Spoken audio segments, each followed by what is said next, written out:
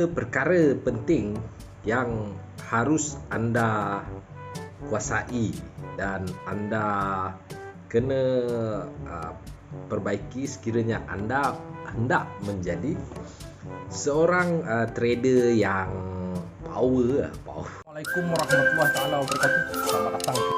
Bismillahirrahmanirrahim. Assalamualaikum warahmatullahi taala wabarakatuh. Selamat datang. Bismillahirrahmanirrahim. Assalamualaikum warahmatullahi taala wabarakatuh. Okey, bersama saya lagi CJJFX, iaitu channel yang membuat analisa untuk anda setiap hari, terutamanya untuk trade forex lah. Tapi buat masa ini saya lebih fokus kepada trade untuk pay gold lah, pay gold. Jadi memang kebanyakan yang anda tengok analisa saya buat masa sekarang adalah lebih fokus kepada gold. Namun begitu, sekiranya anda mempunyai apa-apa pertanyaan tentang pay lain pun saya boleh kongsikan. Saya boleh bagi tahu apa pendapat saya terhadap pay yang lain juga. Okey. Baik, jadi untuk video kali ini adalah berkaitan tentang 3 perkara yang harus anda kuasai sekiranya anda hendak menjadi lebih majulah dalam bidang forex. Anda nak jadikan forex ni sebagai satu kerjaya, anda nak jadi seorang full time trader ke apa ke kan, nak jadi powerful in the world ke apa. Secara khususnya amnya saya nak bagi tahu sebenarnya saya ni trader biasa-biasa saja. Saya ni bukannya power sangat pun, tapi cuma alhamdulillah saya ni dah trade dalam forex ni dah lama dah, dah lama, lebih kurang 10 tahun sudah. Kalau nak diceritakan kepada anda semua pengalaman saya rasa saya pun sama macam anda juga, mempunyai pengalaman yang sama. Saya belajar dekat sini, saya bayar untuk belajar kelas, saya masuk seminar, saya beli e-book, saya tengok video macam-macam jenis lagi. Okey, jadi saya dah loss pun ada banyak, saya win pun banyak. Jadi pengalaman ini memang saya rasa kita sama saja, merasai benda yang sama saja. Jadi untuk kita menjadi lebih maju dalam bidang forex ni, jadi perkara pertama yang penting adalah kuasai ilmu forex ni dengan betul-betul, belajar betul-betul, terutamanya dari sudut teknikal. Itu yang pertama. Anda kena kuasai betul-betul pada bahagian teknikal, di mana teknikal ni dia ada banyak sebenarnya, ada banyak cabang. Jadi anda kena pilih salah satu yang selesa buat anda sendiri. Apabila anda belajar sesuatu tu, anda belajar, anda tanya pada diri anda, adakah anda selesa dengan teknik itu? Okey. Dalam channel saya ni dah mengajar bermacam-macam teknik yang saya dah ajar kepada anda. Anda boleh cari video-video teknik yang telah saya bongkarkan semuanya di dalam channel saya ini. Di mana saya sendiri sebenarnya saya lebih fokus kepada SNR. Jadi penting untuk mempelajari SNR. Yang kedua, yang penting dalam sudut teknikal adalah trend line. Trend line ni bukan apa untuk kita tengok trend, sebab memang dia punya pergerakan market ni dia ada 3 gerakan. Jadi dengan tahu gerakan ini, 3 gerakan iaitu uptrend, downtrend dan sideways, jadi anda mudah untuk mengetahui mana arah tuju sesuatu perjalanan harga ini. Okey, itu yang kedua, SNR penting, trend line penting. Yang ketiga, anda belajar sungguh-sungguh tentang structure market. Ini daripada sudut teknikal tadi. Kena belajar. Saya dah buat video ke semua benda, saya dah ajar ketiga-tiga benda ni. SNR, Saya ajar tentang trendline, saya dah ajar tentang structure market. Jadi benda-benda ni korang kena kuasai, korang kena belajar betul-betul. Barulah anda boleh melihat market dengan lebih jelas. Dan SND pun boleh dipelajari, sebab setup SND pun ada kalanya dia menarik. Sebab forex ni dia fleksibel. Okey. Dan anda kena tahu, anda kena terapkan dalam diri anda, di mana forex ni dia simple sajalah. Dia kalau tak naik dia turun, kalau tak dia turun dia naik. Itu asas yang paling utama yang harus anda terapkan dalam diri anda. Anda kena yakin bahawa forex ni kalau tak naik dia turun, kalau tak turun dia naik.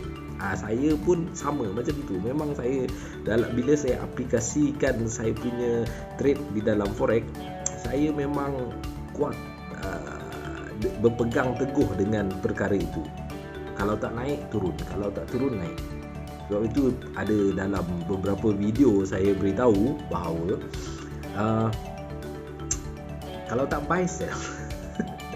Anda boleh buy kat mana-mana, anda boleh sell kat mana-mana, tak kisah pun sebenarnya. Sebab dia kalau tak naik dia turun.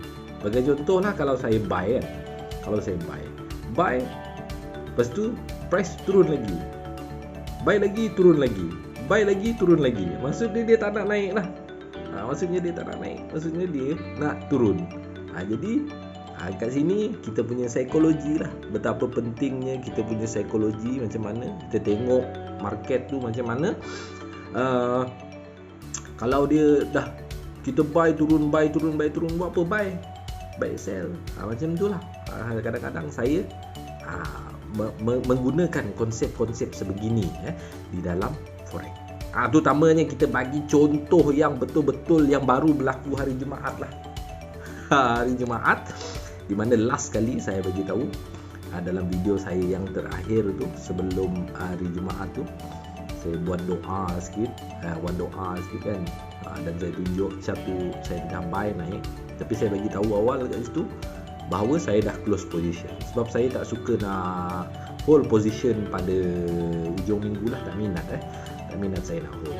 Jadi bila price tu dah naik, buy dah profit tu, saya close. Lepas tu kan dia turun kan, bila dia turun tu sebenarnya saya ada sell. Sebab saya tengok, betul saya cakap tadi, kalau dia tak naik dia turun, dah cuba buy profit, tutup, tiba-tiba turun laju pula tu, jadi saya sell. Bila saya sell tu alhamdulillah, sekarang gold turun jauh menjunam ke bawah kan. Lepas tu saya close juga. Okey, baik. Jadi kita berbalik kepada video kita, iaitu perkara kedua yang penting yang harus anda kuasai adalah dari sudut fundamental. Okey. Sudut fundamental ni, saya bukan nak kata saya ni sebagai pakar dalam bidang fundamental, tidak. Sebenarnya saya tahulah serba sedikit tentang fundamental ni. Nak kata hebat sangat tu, tak adalah saya hebat dalam fundamental. Cuma saya tahu tentang fundamental. Sebab benda fundamental ni dia memang mempengaruhi kepada market, kepada apa yang kita trade. Kadang-kala benda itulah yang menyebabkan sesuatu price tu bergerak jauh dan menjadi hala tuju. Okey. Jadi contoh baru semalam juga, pada 11 pagi saya bagi tahu kan tentang sentimen Black Friday. Jadi dengan sentimen itu yang saya tahu, yang saya jangka tentang ada berlaku Black Friday hari Jumaat. Jadi saya pun buat analisa, buat keputusan untuk buy.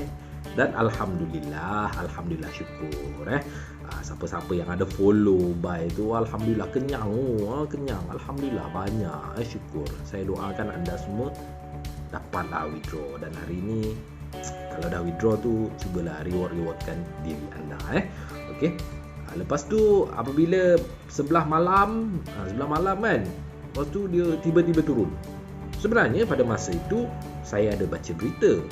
Di mana kes COVID tengah macam makin menjadi-jadi pula, terutamanya pada belah-belah Euro kat mana, UK ke macam tu lah, itu bukan kat US kalau tak silap, macam tu lah.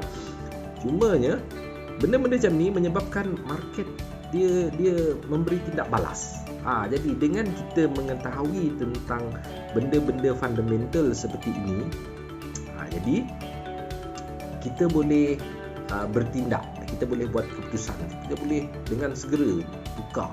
Jadi dengan mengetahui benda ni, kita tahu position kita salah. Sebagai contoh lah, kita mula-mula tak tahu kan ada sentimen tu, kita tengah buy gold ni, buy tiba-tiba dia turun. Jadi kita tanya-tanya kadang-kadang, apa hal lah, dia elok je naik, sekarang dah turun balik, apa berkejadah ni forex ni. Rupa-rupanya ada sentimen yang mengacau, menyebabkan, sebab bukan kita je trade kat dalam dunia ni, ada banyak lagi manusia dalam dunia ni. Diorang lagi lah advance kan berbanding dengan kita ni. Kita ni nak tunggu berita, tunggu orang bagi tahu, tunggu keluar kat TV dulu, barulah kita nak tahu benda tu. Okey. Jadi macam saya pun bukan je tahu awal pun, tahu pun lambat juga kan. Saya tahu bila saya dapat maklumat tu daripada investing.com. Jadi anda boleh install investing.com application, download lah application tu. At least benda tu mungkin boleh membantu anda dalam tahu kat mana sebenarnya, tengok apa pendapat-pendapat orang-orang yang lain tentang forex ni. Sebab diorang tu memang kerja diorang, macam kita ni trader biasa je, bukan kita ada maklumat direct pun dekat bank, dekat geng-geng jerung-jerung lah kata kita kan, geng-geng jerung, Goldman segment lah, apa benda lah kan. Jadi kita tak ada maklumat sebegitu. Jadi kita jadi install lah investing.com. At least anda tahu. Kalau anda tak tahu apa-apa tentang fundamental, pergi belajar. Salah satu yang cara untuk belajar adalah cadangan saya untuk belajar fundamental. First, anda beli buku jilid 2 makroekonomi kalau tak silap saya. Itu pelajaran untuk tingkatan 6. Beli buku tu baca. Kat situ dia ada terangkan basic ekonomi lah. Saya pun baca buku tu untuk saya faham macam mana ekonomi ni sebenarnya. Penting untuk kita tahu benda tu, sebab kita trade memang ekonomi sesebuah negara kan. Ekonomi sesebuah negara. Jadi penting untuk kita faham kenapa kan, apa yang nak dibuat oleh USD sekarang. Macam tu lah.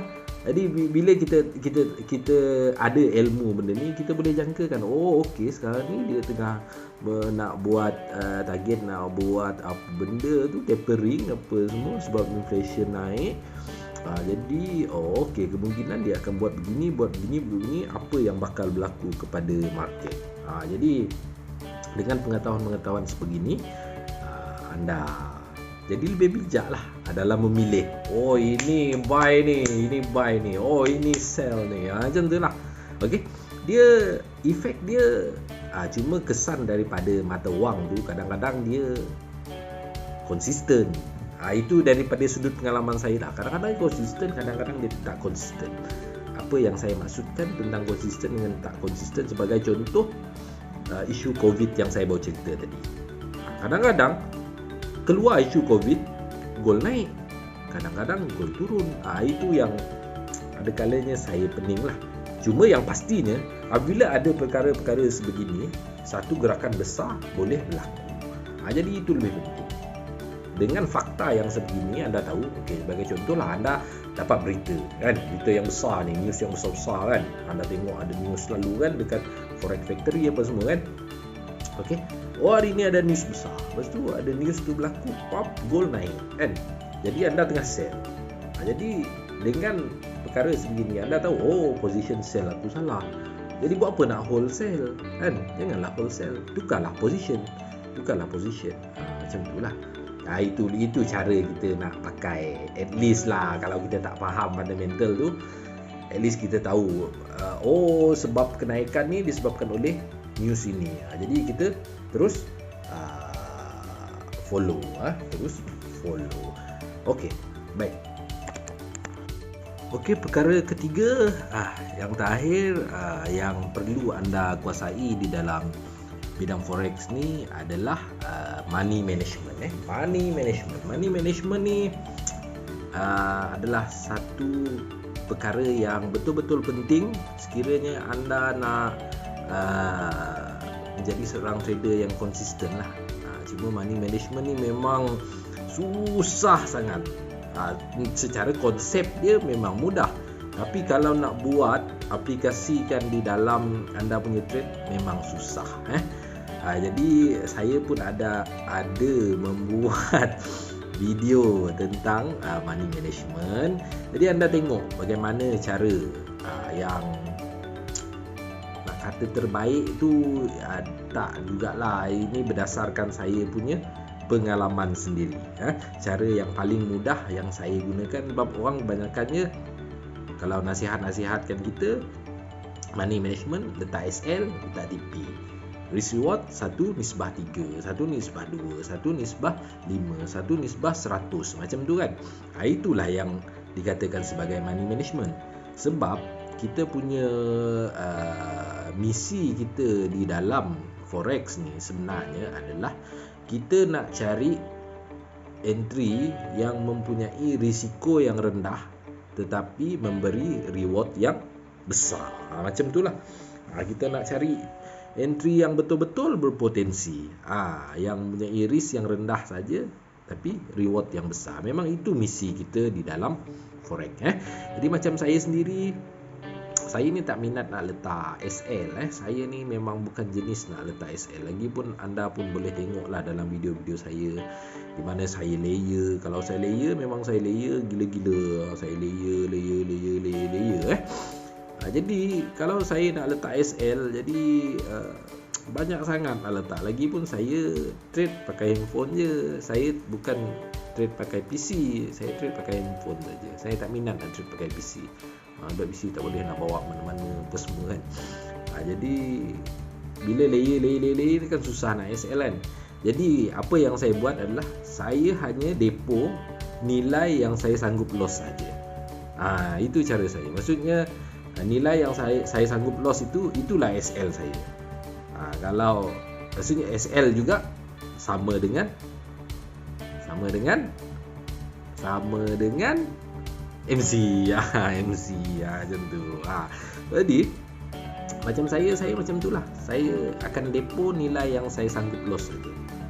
Bila saya profit, saya tahu contoh saja, ini contoh. Saya depo 100 USD.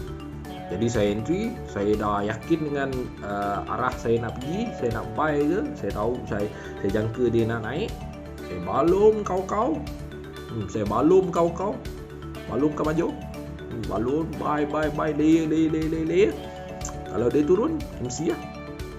Tapi kalau dia naik profit lah kan. Tapi walaupun profit, saya bergantung kepada, sebab ramai yang tanya, cikgu kat mana nak TP kan, kat mana nak TP. Jadi macam saya ni lebih kepada berapa profit dah dapat. Kalau profit tu dah achieve saya punya target, saya tak letak TP lah. Saya berdasarkan berapa dah dapat. Katalah saya layer, lepas tu dia naik sikit je. Lepas tu saya tengok profit, dah banyak ni. Dah banyak kan? Ke 100% ke, 20% ke, 50% ke. Kira dah banyak lah tu. Siapa nak bagi kan? Siapa nak bagi? Contoh saya depo 100, profit dah 50 kan. Dengan floating profit 50. Saya tengok lah. Kalau saya rasa dah banyak, saya close je. Sebab peluang banyak. Kita tak tahu lepas dia naik tu dah profit 50. Kalau kita tak ambil, dia patah balik kan, agak rugi kan. Kalau kita ambil dulu, lepas tu dia turun balik, kita balun lagi sekali kan, makan 2 kali. Macam tu lah. Jadi saya ni lebih kepada berapa profit. Kalau saya rasa dah banyak, saya tutup. Kalau rasa tak cukup dan rasa yakin, hold je lah. Kita mana ada pilihan lain. Macam itulah, macam saya macam itulah. Saya macam itulah. Kalau saya rasa tak cukup, saya hold. Macam tu. Kalau saya rasa dah cukup, saya close je lah. Tak kisahlah lepas close tu dia nak pergi lagi ke macam mana ke, lantak dia lah. Tak kisahlah. Asal kita tahu berapa kita punya target. Kalau dah tahu, dah achieve, tutup je. Close je. Tak apa. Itu cara saya lah manage saya punya money management. Lain orang, lain cara. Lain orang. Kita manusia sama kan, rambut sama hitam, tapi hati lain-lain. Ada orang ajar tentang money management ni, contoh ambil 10 trade SL fix 20 pip, cuba 10 trade, berapa kali win, berapa kali loss, letak risk reward 1-2 ke macam tu, cukup 5 trade dah dapat melebihi loss, pun cara begitu pun boleh anda gunakan. Jadi untuk money management ni, belajar bagaimana cara untuk money management yang baik.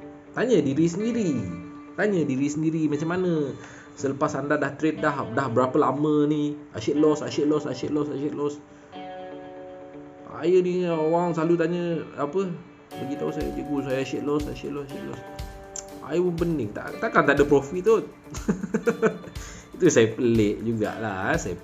Padahal itu yang saya beritahu tadi, asas forex kalau tak naik turun, apa yang susah sangat nak pilih kan? Memanglah susah kadang-kadang memang dia memang pening. Apa hal benda tu tak ada jalan mudah pun. Jadi kita kena belajar.